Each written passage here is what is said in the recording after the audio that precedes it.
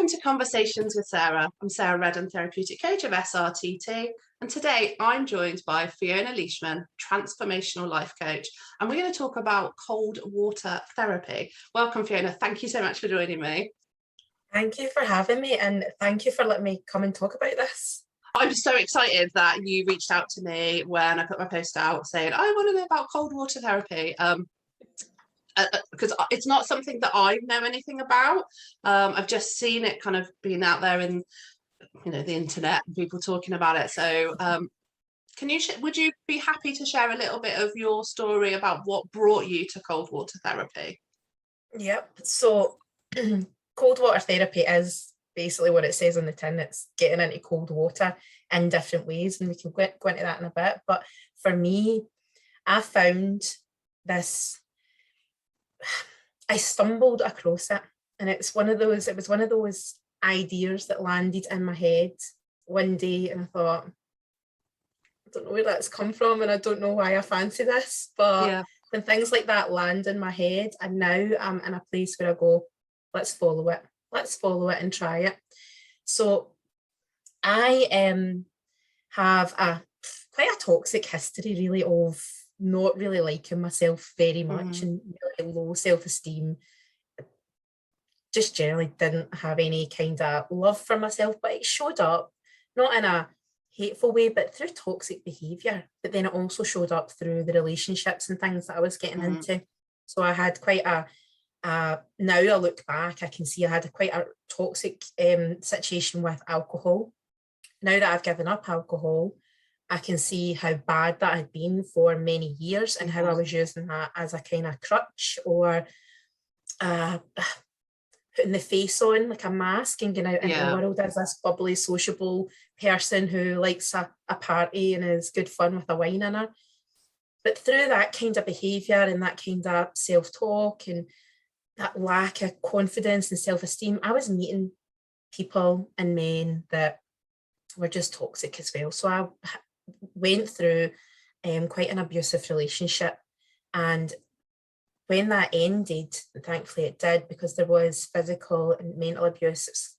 I don't think you can label somebody as a narcissist, but when you start to look up narcissistic behaviours and traits and personality disorders, it's certainly all fitted into that sort of category. But the mental toll that took on me was phenomenal. It's something that I find very hard to explain. But when I came out of the relationship in 2019, so late 2019, everybody around me was saying, well, we've seen that. He wasn't good for you. You changed. And it was this kind of celebration of, well, you're out of that relationship, so you should feel good. But actually, I just went into a worse place because I had so much out of balance now. The anger at myself for getting into that situation. I hold down a really good job. I'm forever challenging myself. I would say I'm a pretty strong person. So being broken down like that and giving up all my power to somebody else to completely please and obey and try and keep peace in my house, I was so angry at myself. So there was the anger for the person, there was the anger for the relationship, there was this anger for like a real anger at myself. And through that process, the alcohol then got worse. So the drinking got worse to the point in early 2020, I think I got myself some alcohol poisoning. And that day I said, I have to stop. Something has to stop. Something has to give here. And it was January 2020 where I really took control back, and I started with looking at the alcohol part because that was the obvious thing. And when I started to look at that and decided, right, I'm going to take that away for about 3 weeks was my plan. Stop drinking for 3 weeks. But in that time, what happened was I met people. So I met an amazing girl called Sharon Tate, and she is a hypnotherapist. So I started to attend her Friday night sessions through in Glasgow, and it was group hypnotherapy. And through that, it was like I got built up a little bit. And then obviously we went into lockdown, and through lockdown, I just took a breath from the world, which for me, it was it was quite a good time. I was still working, so I didn't have any worries. I was alone, which was fine. I could step back from the social world and I could take a breath. And through that, I started to find things that I enjoyed doing. And it was like peeling back layers of myself and finding things that the way that I like to do things, not the way I was doing it for other people to be accepted or loved or like be part of something. I had this time now to start to see, well, I'm me. I kept saying, who am I? Who am I? And that was the biggest thing for me through 2020, learning who I am. So early, sort of 21, I got this idea about getting into the rivers. And I thought, I don't really know where it's came from. So I bought all the stuff. So like people say, you buy the ticket. I just didn't know where I was going to use the ticket. So I bought the stuff, and I bought some stuff. And then and Sharon that I had been to for hypnotherapy had set up a great group for sort of Lanarkshire, Glasgow area. I think it's actually quite a lot of people now go across Scotland, but it was for women as well, because I was looking at a lot of this stuff and it was a lot of men's groups that were out there. And that for me just did not feel comfortable at all. Yeah, it's a different kind of energy, isn't it? When a group of women come together, it's a different energy to a mixed group or a group of men. Yeah, it is. But as my journey has progressed, I go to the river with a lot of men now, which is completely opposite from how I started. So I've seen an advert for a breath work and river dip, and it was a Friday night, and it was in June, or May or June, and I thought, well, it's just down the road. Let's go and try it. What's the worst that can happen? You come out the water freezing. Let's see. So I went, and it's a man called James McFadden, and he runs a place in Lanark, which is really close by, and it's called The Vortex. And he has been doing this work for like 25 years. And I went to the river, and we all sat under this beautiful big, I think it's a chestnut tree, and lay down in our mats, and he done a breathwork session, and it lasted probably over an hour, and it was a mixture of breathing techniques. So I think he uses things like the Teco, Oxygen Advantage, and Wim Hof. So he brings that all together with beautiful music and guided breathing, and that sounds so healing. It was exactly what I needed at that exact moment. And I remember like opening my eyes, just as I didn't realise it was the last song, but it was this beautiful song. And I now know that that's the song that he uses to end his sessions. And now it's one of those songs that when you hear it, it just can bring you into that state. And I remember opening my eyes and being under this tree and just watching the leaves, because the breathing, it reduces the stress hormones. It helps to calm your heart rate. And I just remember seeing the beautiful colours above me, the sun trying to come through the tree, and it just took me away. So the thought of then getting in the river was not, it just had gone. The worry about getting into the cold water had gone. We got in the river, he talked us through how to get in, how to be safe, how to sit down. He talked us through the shivers, if we were getting shivers, and we were in that river and just went with the moment. And the nice thing about how James does it is that you do it in the quiet. There's none of this squealing or shouting, or it's be quiet. He kind of says a different way. He has a different mantra. It's a wee bit more forceful, but it's be quiet. And it's telling yourself to be quiet. Be quiet and do it. Because at the end of the day, you're in control of this. So be quiet and do it. And if you don't want to do it, don't. It's a commitment to yourself. Yeah. And isn't that life? That's what a life lesson. And it feels like it's really kind of like meditative, mindful practice, that very much you're in control of the situation. It's a choice that you're making. It just feels an incredibly powerful journey. Do you know, it really is. It's people will say, you just man up and get in the water. Nah. go with it all. There's lots to it. It doesn't take a lot of time, but there's so many beautiful elements to it if you bring it all together. So the breathing is the first part, and the breathing has got so many health benefits as well as the water, but the breathing and the water together really do bring a lot of health benefits. One being that it helps to reduce your heart rate. So if your heart rate is lower, what happens is the stress hormones are going less, because when your heart rate is trying to overcompensate for the lack of blood flow or oxygen in your body, it's just pumping out stress. So your body's in a stressful state all the time. When you bring in maybe 3 or 4 rounds of breathing before you get into the water, and then into the water, you get the benefits of the oxygen into your body, the blood flow through your body, so opening up the veins, the capillaries, giving nutrients to your cells, and your whole body gets a boost from that beautiful oxygen, but it brings that heart rate down. So I think you only actually need to be in the water for about 90 seconds for you to get the benefit of the cold water. But when you do the rounds of breathing, and they don't take long, you're maybe 5-10 minutes, depending on how you do it, into the water. But by bringing both of them together, you get reduced stress levels instantly. And over 10 days, probably less than 10 days maybe, but Wim Hof certainly talks about 10 days.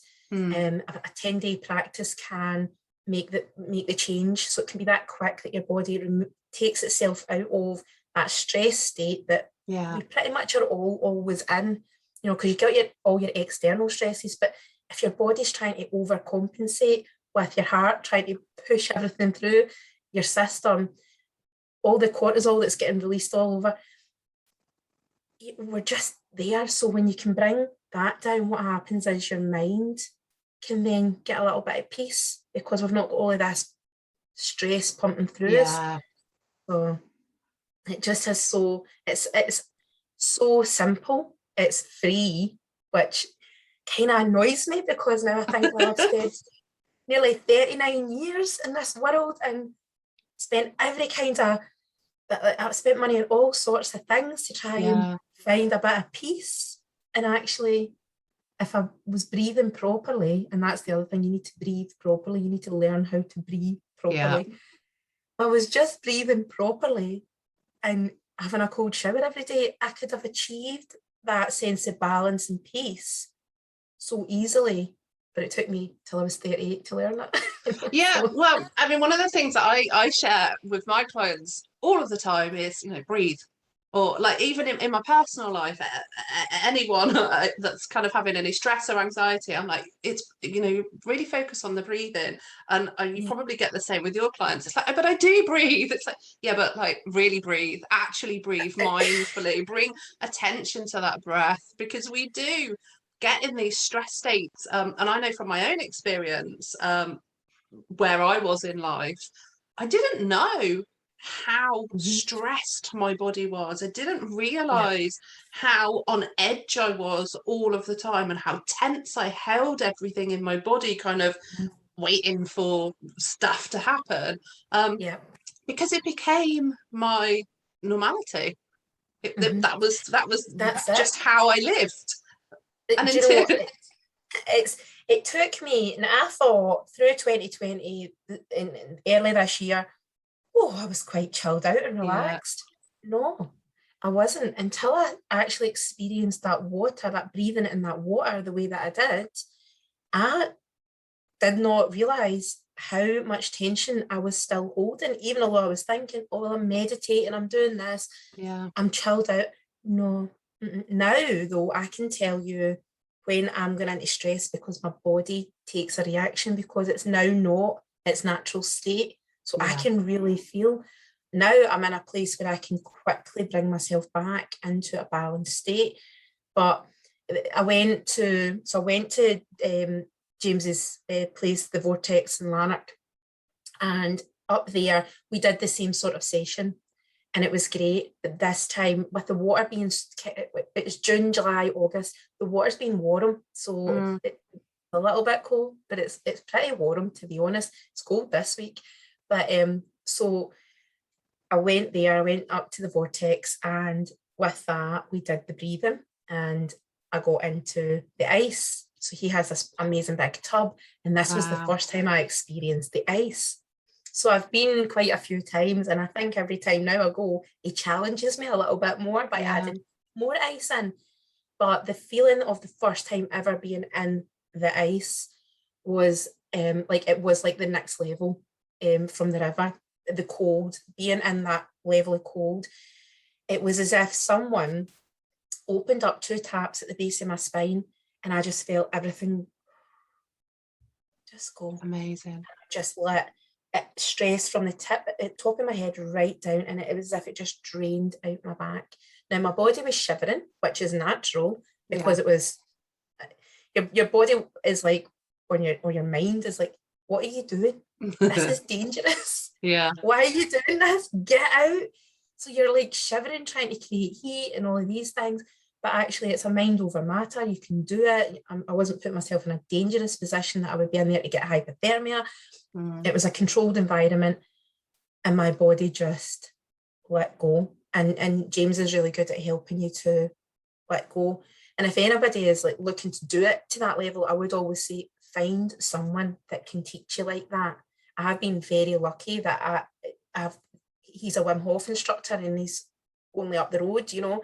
And I've got another friend who is going through the Wim Hof accreditation, but there aren't a lot of those people have gone through that kind of accreditation. Yeah, and that was one of the questions actually, or one of the things that I was thinking about, because like in my head it was just like, oh, cold water swimming, I can just go throw myself in some water and I'll be fine. But it feels very much like it's quite important to go with people that know what they're doing. Not to be something you start on your own, that you find a community, or at the very least a partner who understands the safety of it. Yeah, I would, if anybody's looking to start it, I would honestly suggest getting the Wim Hof app, or going on YouTube and looking up some Wim Hof stuff. That it is so informative. But it was his documentary that actually started me kind of looking into it. And where I am in Devon, we've got a community interest company that go wild swimming, go out in the sea. So that was like kind of piqued my interest, and sort of thought, oh, how do I put this into my life? Yeah, do you know what, that's it? There's so many groups. You could just go onto Facebook and do a quick search, and you will be surprised at the amount of groups that are out there. And local groups, I didn't realise. I live right across the road from a beautiful country park. I did not know that there was people going there at 7 o'clock every morning to go in the water and swim, until it became a thing for me, and I went to look, and I found it. So I found a community, I found experienced people, I found James, I've been learning from people, and they kind of fell in my path when I was aligned to doing this. Yeah, because I'm aware that I'm one of these people who quite often just goes off and does stuff on my own, and I'm sure there's people listening that can relate to that kind of think, well, I'll just go throw myself in a river. And what I'm hearing from you is that it is important to connect in with a support system around this. And don't just go and throw yourself, no matter how strong a swimmer you are, don't just go, and this is my safety bit, don't just go throw yourself in a river. Do connect in, because that community is important as well. It feels that sort of element what of you it find is healing. You find a lot of people on the same wavelength. So I've found so many people that do Reiki and do different kinds of alternative therapies. So you end up connecting with people, and that it becomes a community. You become part of something, and everybody brings their own element, you know. So, but that's the river stuff. If the river and the sea is not your thing, and you don't fancy doing that, the actual health benefits can be achieved at home. The mental peace can be achieved at home through the breathing and getting in your shower, or if you're brave enough, fill your bathtub up and get in your bath. So you can do it however you want to achieve it. You can do this in your day quite easily. to be honest. So someone listening that thinks, okay, yeah, this sounds great, but I'm not ready for the river stuff. How do they start with the cold shower? Because the idea of a cold shower, I mean, it is something that I have used cold shower. But I know, like, for some, the idea of a cold shower is like, why would I do this to myself? What would your suggestion be as a place to start with that? Honestly, get in your shower like you normally would in the morning. Have your shower, and just before you get out, turn it right down to the cold setting and stand there for 10 seconds, 20 seconds, 30 seconds. And if you follow any Wim Hof information, he'll tell you build it up over a few days. Keep building on top. You have to bring the commitment though. Yeah. So you could be standing there thinking this is like 1,000 knives piercing my skin under this shower. But if you're not mentally ready to do it, then you're not going to keep doing it. But the health benefits you get from it, for me, completely outweigh the uncomfort of the 90 seconds that I might be under the shower, or the 5 minutes that I'm in the river. And actually, there's no uncomfort in the river. It's because when you go to the river, you're out there in nature. So you have the birds, you have beautiful kingfishers just now that are flying around, and otters sometimes. So you have the nature, the trees, the sky, even the rain when you're in the river. Or you can buy a tub and stick it in your back garden. So this morning I didn't get to the river, but this morning I went out into my tub, which is filled and covered every day. Yeah. And this morning it was a bit chilly, but as I sat in the tub, I had robins, I had like birds having chases around my garden. So I had the nature, I had the sky, I had the nature, but I was in my back garden. Yeah. You know, so there's so many ways really that you can bring this into your life as a practice that, you know, maybe even if it is just 10 seconds at the end of your shower, I guess there would be benefit from that. See the if sleep that's where you're at, if that's where you're at. Yeah, honestly, see if you were to start doing a couple of rounds of breathing and going for like a 10-second, 20-second shower, you'll find that your sleep's better because, well, it's an obvious one. The stress is coming down, you're reducing the stress, you're balancing out your heart rate. So your stress, your sleep, I have amazing quality of sleep now, but I'm very conscious of how I'm breathing day to day. So normally we breathe up here in our chests, and actually what we should be doing is making sure we're breathing right down into our stomachs. So learning that simple thing through James's work, he talks about the Pateco method, and with that it's breathing through your nose all the time, so not using your mouth. So even that, if you actually try it, breathe through your mouth, see where your breath lands, breathe through your nose and breathe out your nose, see how far your breath goes. It goes right down into the bottom of your stomach. So even bringing that air in, that oxygen in and out completely, just changes the chemistry. It changes your body out of an acidic state into an alkaline state. So when you're in a more alkaline state, there's less chance of viruses and bugs and things like that happening because your body's in a fitter state to deal with it. Whereas bacteria and disease prefers a kind of acidic state. So you're doing a lot for your body just learning how to do the breathing part. And then when you're away doing your breathing, you're in a meditation anyway because you're completely focusing on that. When you get in the water, you can't really focus on anything else other than the cold. So even that, although it's uncomfortable, is like a meditative state as well because you're there. So it's there's like three elements to it. You know, the breathing, the meditation, and the water. But they come together as one, and all it does is it brings you right back to that moment. You can't do anything else. You're in that moment. You are taking care of yourself because you're breathing. You're giving yourself that time in that space. You're breathing, and then out of it. I mean, I've lost weight. I wouldn't say that weight's like the big winner for me for this. It's the mental piece. It's the being able to bring myself back into an aligned state, a calm place.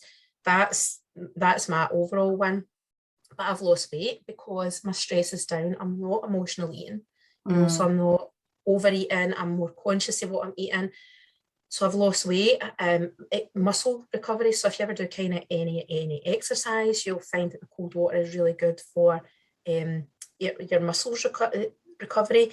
It improves your circulation. So cold hands, cold feet. Now you would think that would be an obvious. Getting into cold water, they would probably hurt first, and they do. Yeah. But what actually happens is at the same time, you're training your veins and your capillaries to start to work properly. Yeah. So your heart's not trying to pump all of that blood through. The blood is flowing through. So they're starting to work properly. So you actually find that your own natural heating system switches itself back on. Yeah. So I find that everything's a little bit too warm now. Okay. So my heating in the house is down a bit, and just a little bit too warm, because my body's used to, or it's working at a more optimal state. So mentally I've got this peace and balance, but actually my body is working it's in a good place. Yeah. So, and isn't that what it's all about, really? Just bringing everything into balance, having that kind of emotional, mental balance, your body being in that state of calm. Because like you said, stress causes so much issues with the body. It does often lead to weight gain, kind of problems with the sleep, problems with any and everything that you can think of. Most of it comes back to that kind of level of stress, doesn't it? Pressure, heart issues, stress, inflammation. Stress just eats all of that. So having this kind of daily practice that you can, because my clients, I already recommend that they use mindfulness when they're having a shower, that they use that as a meditative practice. So to add into something that you already do on a daily basis, it doesn't take much, does it, really? It's I guess it just becomes habit, it just becomes practice. It gets easier and easier, and the benefits of it, I mean, it just sounds amazing. I was already so curious and kind of ready, but I like to kind of know, the how do I do this? I can't just go throw myself in a lake. I don't know where's safe. So there is that when you're going to the river, try and work it, try and find people that understand the river, and remember the river changes with the seasons. So I've not done this in winter yet, but just now I'm at the river every day, and I am seeing changes really quickly, especially the last week. I'm seeing the river changing, and I'm excited about what's coming. But I'm also in a very, very lucky position that I have people that I can go to the river with that are going to show me. I know people that now smash ice and get in and hold poles. Wow. So they're really dedicated. But that's something that they didn't start there. I'm thinking health and safety in my head. They didn't start there. So start with your shower. Start with your cold shower. Connect in with people that know what they're doing.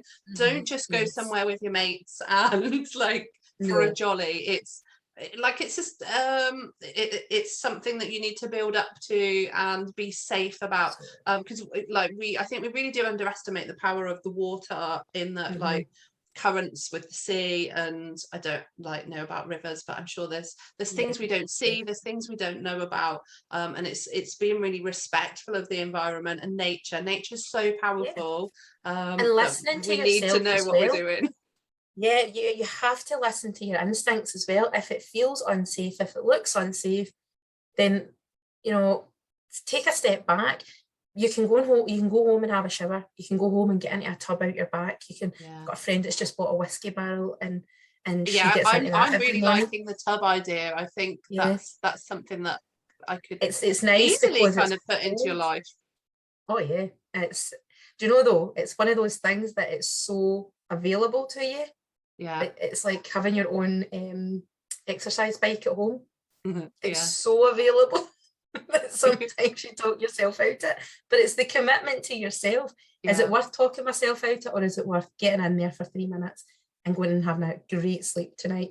And that really is what all self-care is about, isn't it? It's that making that commitment to yourself, to your health, to your well-being, and making those choices that are in the best interest of not just you in the moment, but future you. The stuff that future you is going to look back and be like, hey, thank you, past me, thank you for investing in me and loving me and doing these things for me. Yeah. It's, Well, do you know what the nice thing is though? See if you do go and start to search, you know, on Facebook for groups or Instagram for groups, you will find a lot of women's groups now. Whereas I think this time last year there was less of the women's groups, but it was more men. This year, women are all over it. Women are taking their power and they're going and trying things and getting a little bit uncomfortable to be in a better place. And I think that's beautiful. So the people I'm now connecting with have maybe been doing it themselves or with their friend for a few years, but they were never part of a group because it was always men's groups. Now I'm seeing lots of women, and then I'm seeing a lot of mixed groups as well. And myself, I've got so many people now that I'll just get a message, do you want to go to the river tonight? Do you want to go to the river tomorrow? And I've always got somebody to go with. So it's beautiful because you just create new connections. So yeah, and that community, it's just another level of healing, isn't it? Another level of support for yourself and others. That I think that's one of the things that's come out through lockdown is wanting quality connections and finding your tribe and being around people that you vibe with, not just kind of, I mean, I love going out and having a dance, don't get me wrong, like I'm all over like doing a bit of clubbing, but there's other dimensions to like social life that can be brought in now, and the spiritual elements of these practices and ways of connecting with community. It's really kind of allowed people, or many people, to sort of take stock of life and go, yeah, this wasn't quite working the way that I wanted it to be, and now there's all of this other stuff that I can tap in and connect in, and really seeing the value of community and the right community for your own personal growth. Yeah, and taking that control over your own happiness is what I've taken from it.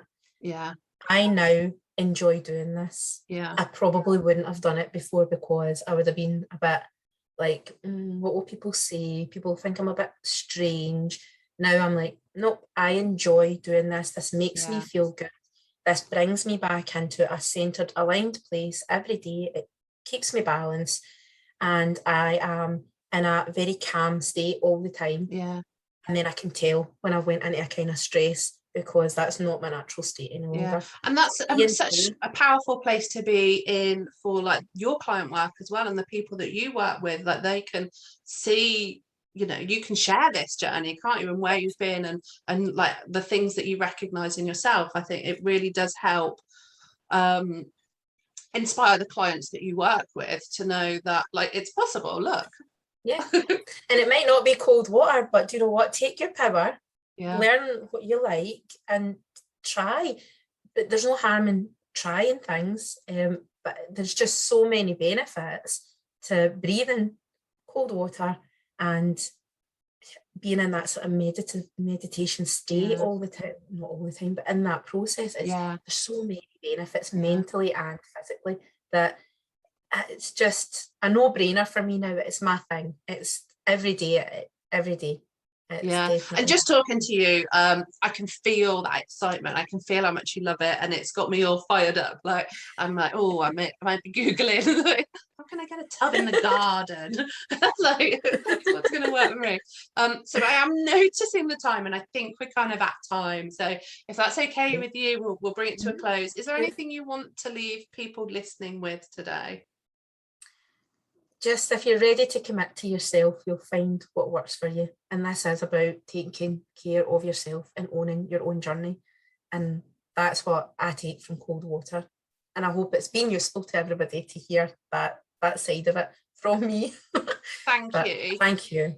Thank you so much for coming and speaking with me. It's exactly how I wanted today to go. So I hope that people have enjoyed listening to today's episode.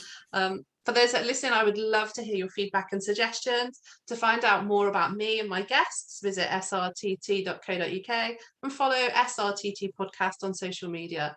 I'll be back next Wednesday with a new guest. Until then, stay curious and be kind to yourself.